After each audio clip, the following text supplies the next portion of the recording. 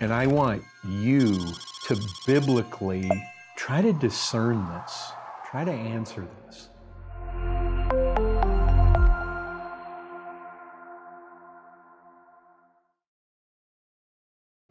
This first question was submitted, and then the sister who submitted it retracted it.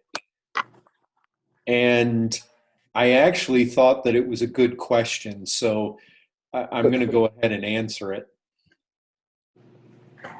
She asked, in the Pentecostal church that I grew up in, they used to do foot washing. I believe this was based on John 13:13. So let's all turn there. The question has to do with foot washing. John 13:13.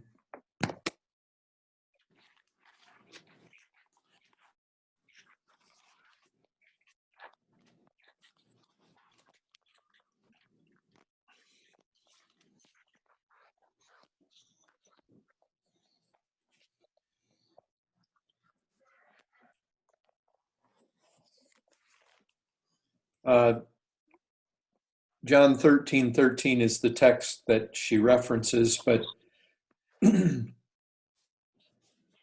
there's a broader context here. Let's look at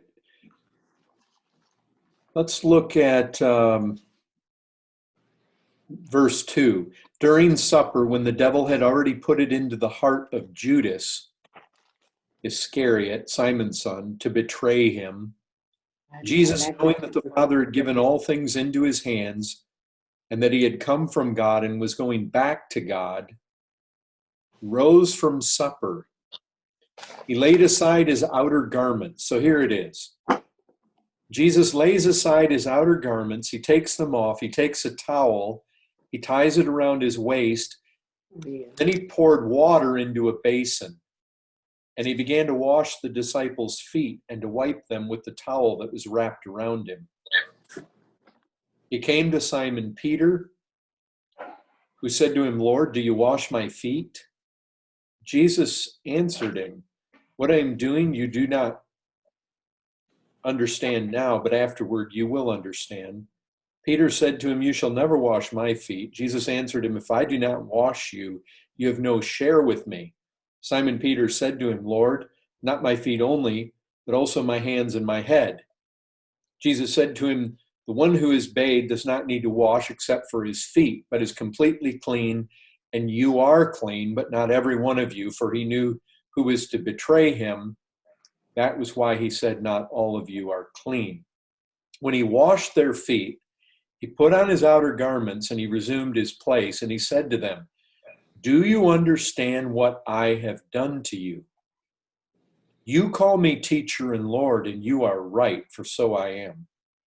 If I then, your Lord and teacher, have washed your feet, you also ought to wash one another's feet, for I have given you an example that you also should do just as I have done to you. Truly, truly, I say to you, a servant is not greater than his master, nor is a messenger greater than the one who sent him.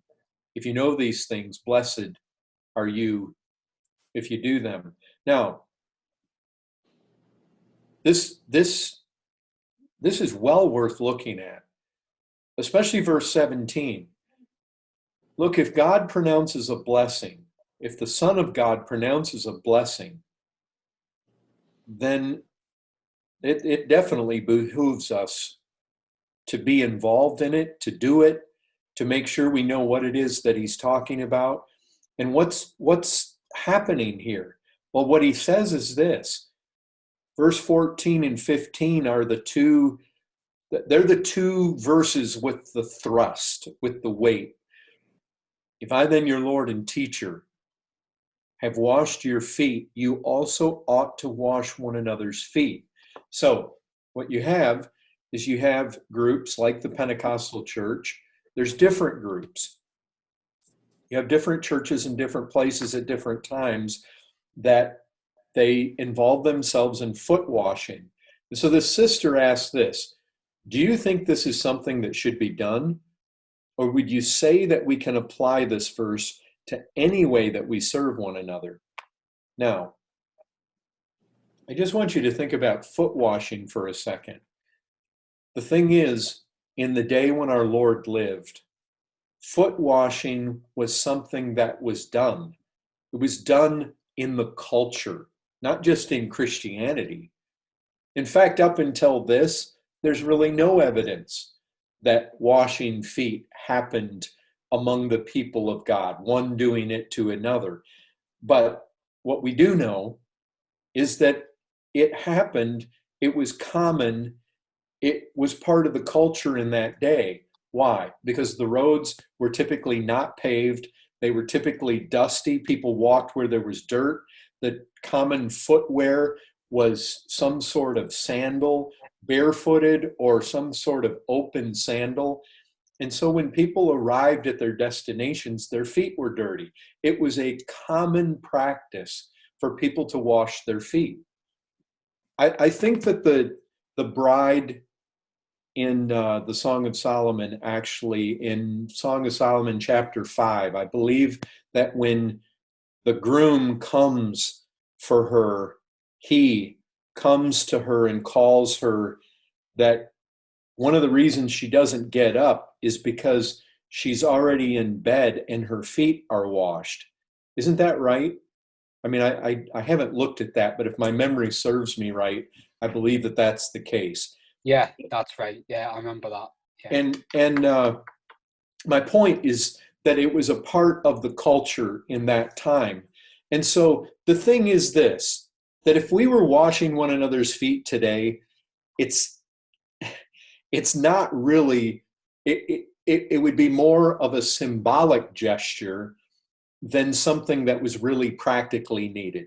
I mean, look, the reality is, if you wanted me to take my shoes and my socks off at church and you wanted to wash my feet, it would simply be a gesture. It really would not be something that was practical. And so I think what we want to think about here is that when Jesus specifically says that just as he has done, you also should do just as I have done to you. And to say that, look, a servant's not greater than his master, nor is a messenger greater than the one who sent him. If you know these things, blessed are you if you do them.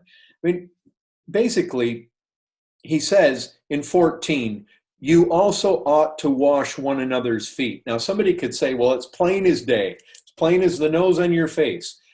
Well, I think that is Jesus teaching that basically is saying this. The point of Jesus washing their feet is that Jesus is basically saying to us, he's saying that no matter what position we have, no matter how high we might be, no matter how rich we might be, no matter how wealthy, how much success, how much power, how much notoriety, what kind of name we may have for ourselves, how much of a position we might have in the church, that he's wanting to send the message to them that would basically leave them all in a position where none of them would ever be able to say, well, that's beneath me. What Jesus is doing is giving us an example that none of us can ever look at any way of serving one another where we would say, well, I'm too high for that. I'm too great for that. Never can we get to a place where we would look at anything and say, that, like I said, that's beneath me. I'm not going to do that because of my position. Don't you know who I am? That's what Jesus is wanting to remove in that. I mean, serving one another is the teaching here. What this is saying is, Christian, go low. That Jesus teaches in other places that the greatest in the kingdom, those are going to be the ones who are the least. And you think about what the foot washing meant. The foot washing, especially in a Jewish society, you think about the feet. The feet, if the feet were coming in contact with the road. Look, I've been in third world countries, and you look at, there's chickens running around. Some places there's pigs running around. There's dogs running around. If there's, I mean, when you're out in the streets, I can remember walking around in places in India. I mean, your shoes stink when, if there's anything that's likely to come in contact with something unclean, as far as the Jewish culture goes, it's the feet. The feet, when you walk barefoot, or even if you've trounced around for a long time and your feet are sweaty, if there's anything that's dirty and smelly, in various societies, you have to be careful. I mean, I've traveled a lot of countries in the world, and one of the things that you want to find out about is what is offensive. Like even coming here, basically giving the peace sign like I might do in the United States. I understand if I do it exactly the right way, it's extremely offensive here. But in lots of Muslim countries, if you point your feet at people, like you may remember years ago, somebody in a Muslim country threw their shoe at our President Bush. And anyway, the fact is, if it's an insult to point your feet at people, Peter recognizes this. This is why Peter is just repulsed at the thought of this. He does not, listen, Jesus, what you have to recognize about Peter, even though he's constantly putting his foot in his mouth, he loved the Lord and he wanted to honor the Lord. That's why he reacts. That's why he's unwilling to subject Jesus to such a demeaning task and to such dishonor. And of course, what Jesus is saying, I think there's a bigger picture here. I think this actually is pointing to the cross itself. It's like, Peter, unless you let me bear your dishonor and your uncleanness, you can't be my disciple. And so basically what we see here is the opposite of the world. And so I think that the thing is, in this day, foot washing was something that they did. It's something that culturally, it was part of cleanliness. I remember James Jennings he did a biographical sketch on a man. I don't remember exactly who it was. It's on the tip of my tongue. It was an Englishman, and he was a very godly man. And what he did was, whenever anybody stayed at his home, he polished their shoes or their boots. And he served people like that his whole life. But see, that was practical because that was something that was done in his day. I think when we do the foot washing thing, we're basically, we're kind of missing the point if we perpetuate the foot washing. I think what we want to look at is what are real ways that people have needs today that we can meet those needs. You know what's interesting? After John 13, you never find Christians washing each other's feet ever again. But you know what you do find? You find Christians selling their land to make sure that their brothers and sisters are provided for. You find very poor Macedonian Christians. You remember that in 2 Corinthians chapter 8 and 9, where you've got these Macedonians who they were in affliction and great poverty, and they gave beyond their means, Paul said. You see, that's the kind of thing we find. We find that people were giving of themselves in whatever ways were necessary. And you remember Ananias and Sapphira, they tried to copy that.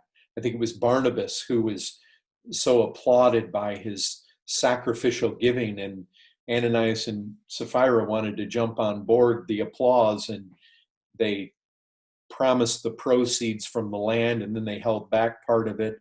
But if you look, the sacrifices that tend to be made after John 13, not a single one of them do we ever find foot washing again. But you find the brethren sacrificing for each other in lots of different ways. And we're all wired different.